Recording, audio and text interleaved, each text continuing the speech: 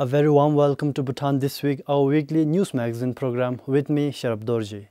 Our top stories this week: the Bhutan Drinking Water Quality Standard 2016 adopted. Windstorm damages over 255 acres of maize fields in Mongar. And diminishing population of the large-billed crow a concern. To ensure the safety of drinking water and supplies and protection of public health, the National Environment Commission adopted the Bhutan Drinking Water Quality Standard 2016. Drinking water standards are rules established to control the level of contamination in drinking water under prescribed standard conditions. The standard sets parameters and maximum allowable limits in drinking water to provide same quality of water throughout the country. With the standard in place, the water will be treated and monitored by the water service providers, which include any person, entity, government or private company responsible for source development, water abstraction, treatment and distribution of water before it is consumed. What RCDC and the Ministry of Health will do is we are basically a surveillance body. So what we will do is we will monitor the water on a monthly basis, as a surveillance body, we must make sure if the water service provider treats the water, they are treating properly. And then when we monitor, if we see all the parameters are within the limit of the standard, and which means the water is totally safe. So if it is not within the standard, we must inform the water service providers to take some mitigation measures. The Chief Environment Officer of the National Environment Commission said Bhutan had been using the World Health Organization guidelines for drinking water due to the absence of a drinking water quality standard. The Commission developed the standard considering the accelerating developmental activities that affects the quality of water in the country. In the past, the watersheds are not disturbed actually. It's in a pristine state, so the quality is very good actually. We can in fact drink from the stream. But now this is no longer a case because with increase in population, a lot of settlement take place upstream, and with a lot of development taking place across the country, a lot of earth are being exposed, and because of the development, there are a lot of waste being generated, and these are both in terms of liquid as well as solid. These are actually most of these are not treated, and this directly being discharged into the smaller streams and also and ultimately into the water bodies. The drinking water quality standard came into effect from this month. Sonampem for BBS News. People should not be alarmed with the WHO report which says Bhutan has the highest number of adolescent tobacco users in Southeast Asia. According to Bhutan Narcotics Control Authority, the report is based on incidents of one-time use and not of regular use. The World Health Organization surveyed nearly 6,000 students aged between 13 and 17 in Bhutan, and 29% of them, which is almost 1,700, were found to be tobacco users. But the national survey conducted by the Bhutan Narcotics Control Authority last year says otherwise. The 29% that WHO has made announcement is not the problem users, but students who have been taking once in a lifetime, or once in a last month, or even once in the last 1 year. So they are not really the problem users, but they have been using once or twice. From our BNC side, we have covered around 7,529 students in our survey. So we have only 6.6% who are having a problem with tobacco, which means problem users. The WHO report also states that the actual prevalence may be higher, as the current estimate is based only on school-going adolescents and not on non-school-going adolescents. If you look at the population of our country, we have a very small population. So even if you have 100 students or 100 people who are on tobacco, if you look at the per capita, by percentage, it will be always a high. So there's nothing much to worry about that. There are 73,000 adolescents in the age group of 13 to 17. The report reasons that mental health conditions such as depression, anxiety, or other conditions may have led to behavioral problems such as tobacco, alcohol, and drug use. Pema Saldansring for BBS News. Unlike past years, this season the bidders at the Cordyceps auction yard in Paro had more in terms of quantity. But that was their only consolation, as the quality of the fungus was no better this time as well. The collection increased by threefold this season. People of Tsento, Dote and Segyoks collected close to 7 kilograms of cordyceps. The price for a kilogram of the fungus ranged from 315,000 ngitam to 970,000 ngitam.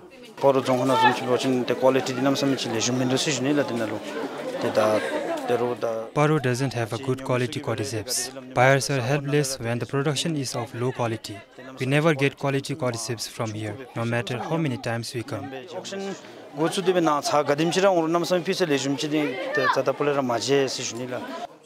On the contrary, despite the heavy rainfall in the later days of the collection period, the sellers are happy with the harvest this year.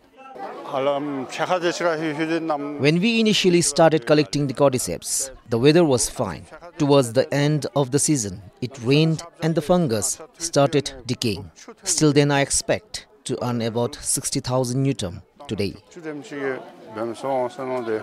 Compared to last year, it is better this time. Last season, I could earn only 26,000 newton.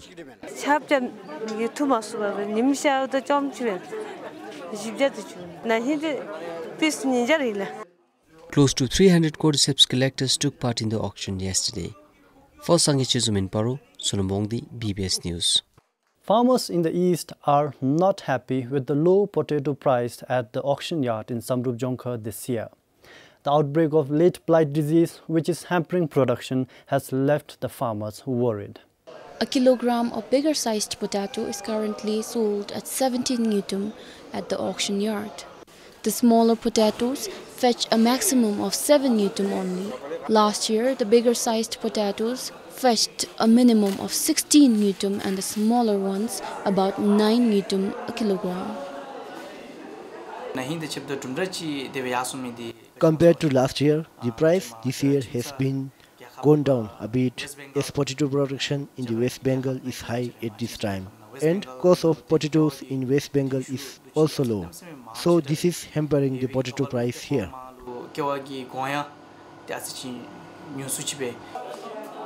Farmers who brought potatoes at the auction yard are not happy with prices this year.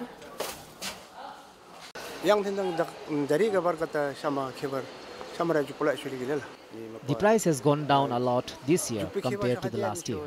We are happy with the price for the bigger size potatoes, but we are not happy with the price for small one. Last year, we got between 13 to 14 newton for a kilogram of small size potatoes. But this year, we are getting only 6 and sometimes even 4 newton for a kilogram.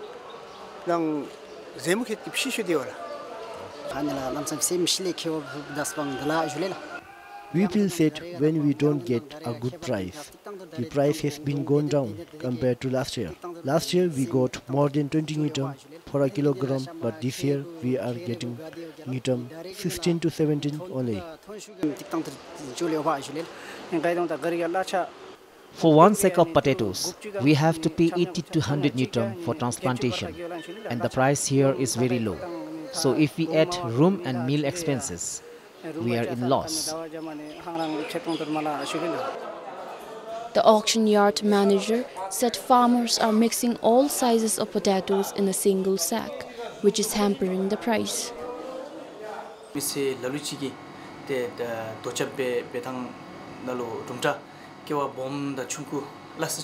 Some farmers mix and pack both bigger and smaller size potatoes together. To fetch a better price, they need to pack it separately. Then they might fetch better price. The auction yard started auctioning potatoes from last month. So far, 74 truckloads of potatoes were auctioned. For Kilowangchu in Samdrup Jongkhar, Samdrup for BBS News. A windstorm on Tuesday evening damaged over 255 acres of maize fields in Mongar. The storm, which lasted for about an hour, Majority of the damages were reported from Chaskar Gyeok. Farmers in the Gyeok lost more than 100 acres of maize cultivation to the windstorm. I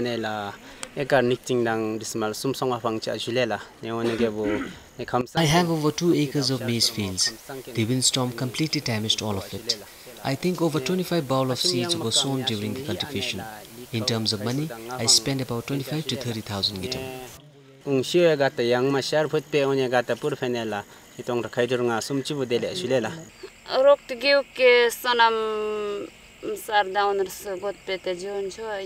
I would be more than happy if the government compensates us, but I don't think it's going to happen.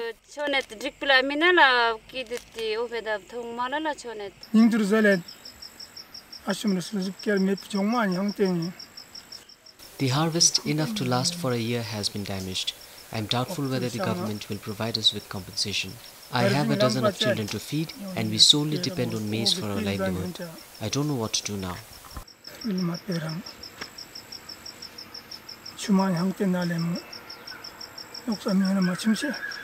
The other affected Gyeoks include Mongar, Ngazang, Thangrong, Sakling, Dripong, and Samang. Chaskagap Pewandoji said during such times, the Gyeok administration are helpless.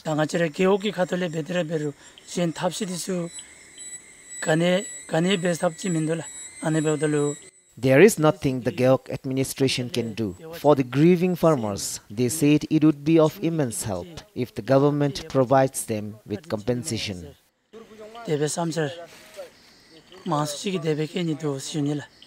The assessment reports from the affected Gyeoks were submitted to the Jongkhar administration yesterday. Maize is the staple food for the farmers in Mongar. For Sonam Siring in Mongar, Sonam Phunso, BBS News. Fed by torrential rain, a Solon stream washed away more than 20 acres of agricultural fields in Shawa Gyeok in Hlintsue. The flood struck on Monday night. The disaster affected 22 households of the village in Gangzur Gyeok. People lost more than 12 acres of paddy fields and close to 9 acres of dry lands. Paddy and maize are the staple crops for farmers of Shawa.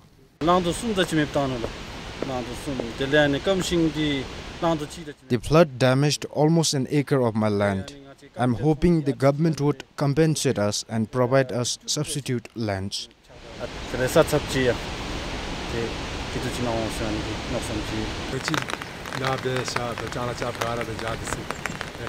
Food supply will not be much of a problem this year since we have last year's stock, but we are worried about next year.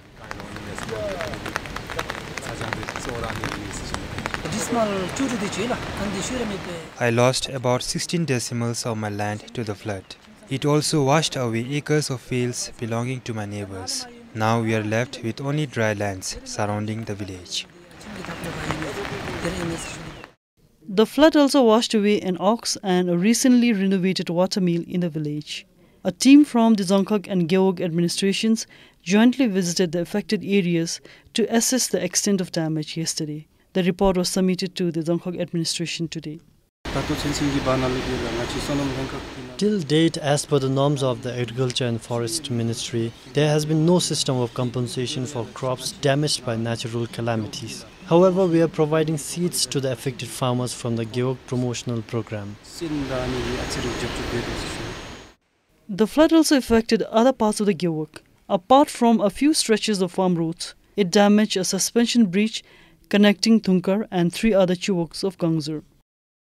For Sonam Singh in Hongsi, Choni Dama for BBS News.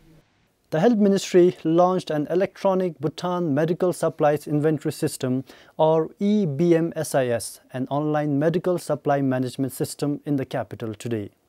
The system will ensure uninterrupted medical supplies to health facilities across the nation. Currently, the ministry monitors medical stock manually.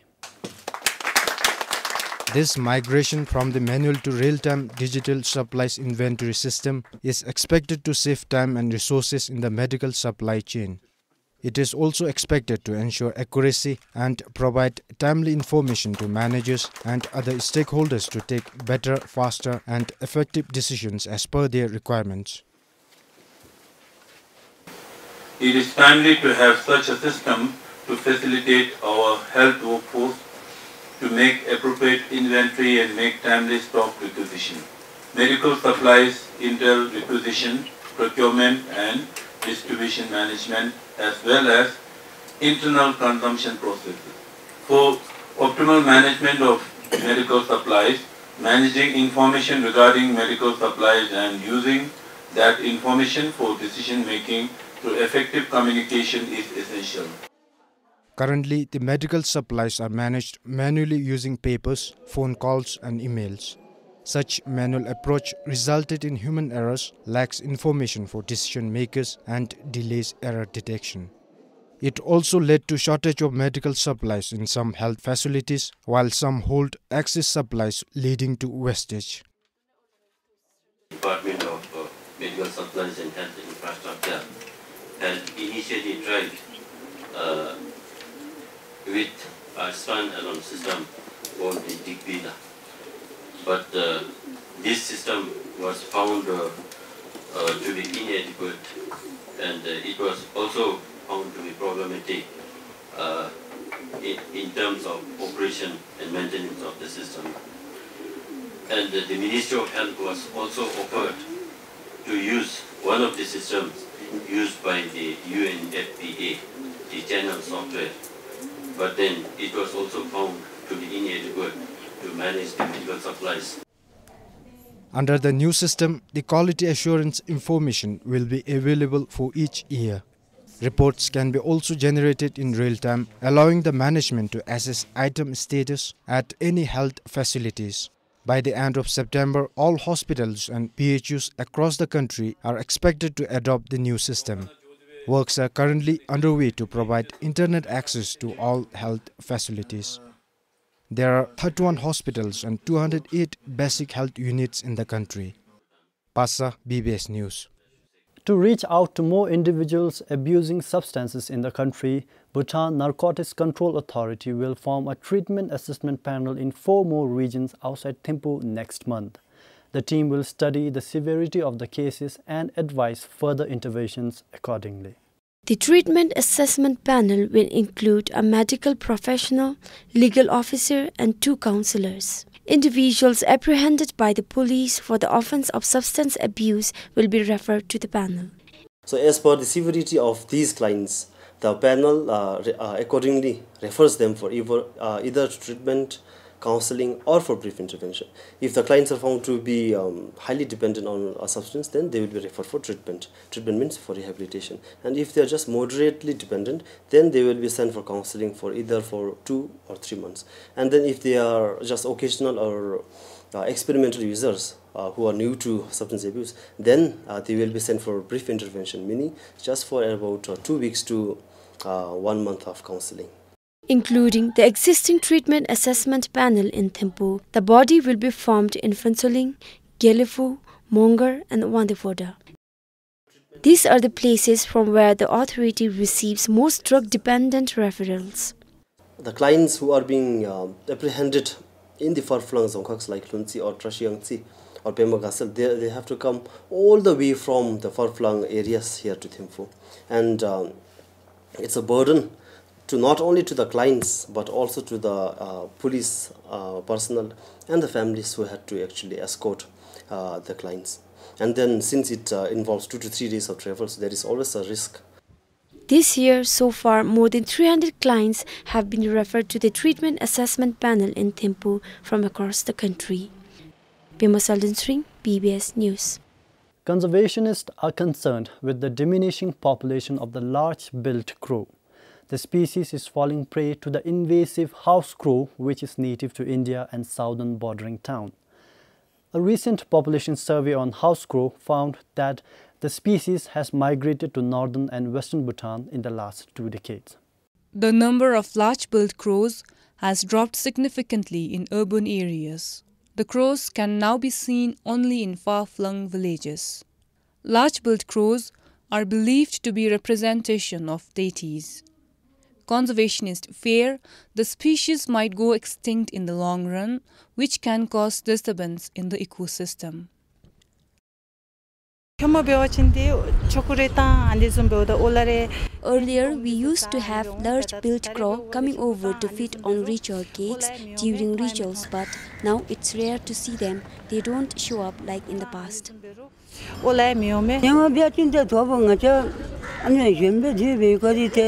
In the past, large-billed crow used to frequent trees nearby our house when we have rituals at home. But nowadays, I think they have disappeared. They don't come. We don't see large-billed crows here at the memorial chute. Instead, we see lots of house crows. I don't know if they're feeding on ritual cakes or not, but they do come here, a lot of them. The conservationists attribute the decline to migrating house crows. House crows are urban-centered bird species where household waste are abundant. The first ever population survey carried out recently saw over 200 house crows in Thimphu. Wildlife conservationists found the species as being invasive.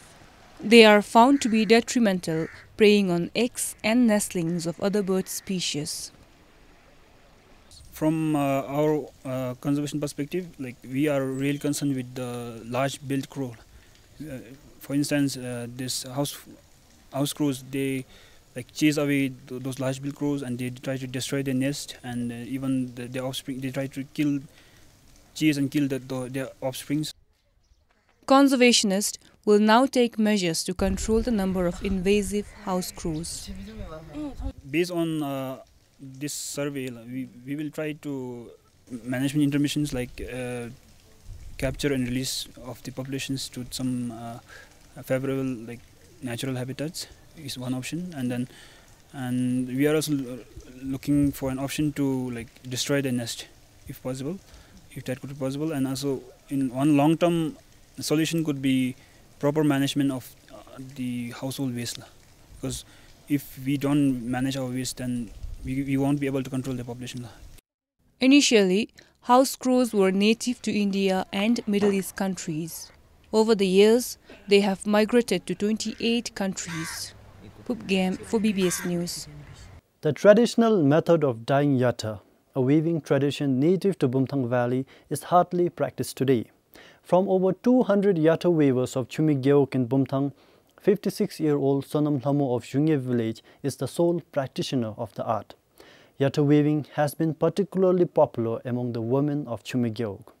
This is where Sonam Lhamo dyes her woolen yarns. And these are her dyeing raw materials, which have been mostly collected from eastern Bhutan.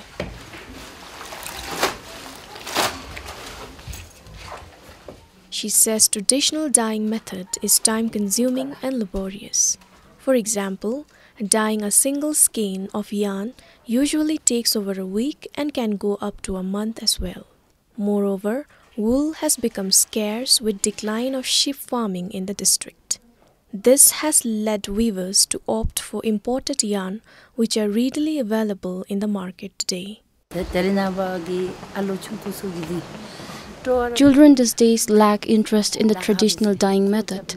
The process is lengthy and difficult, so they prefer working in offices than taking up this kind of job. Let alone practicing the dyeing method. Not many children even like to weave now. Likewise, villagers have also given up the method because most of the buyers think yatta products are cheap, so when they don't fetch good price, the interest wanes.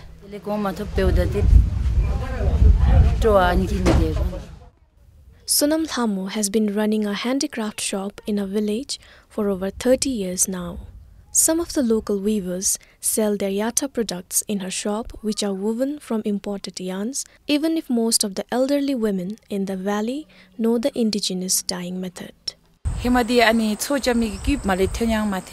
Unlike today, imported yarns were not available here in the past. So people used to dye woolen yarns and weave, but yatta weaving was not as extensive as it is today. People used to usually weave 1 or 2 pieces, which were rich in patterns and of good quality. Now people opt for imported yarns as it makes weaving much easier.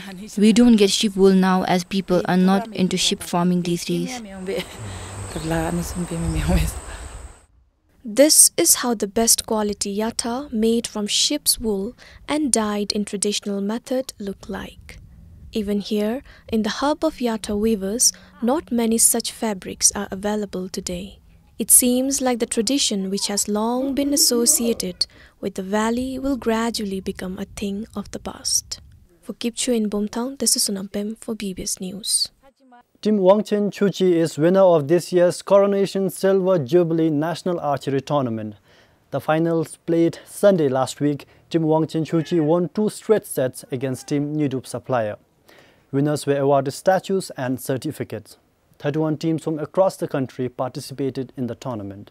The tournament was first organized in 1999, coinciding with the Coronation Silver Jubilee celebration of the Fodru Gyalpo.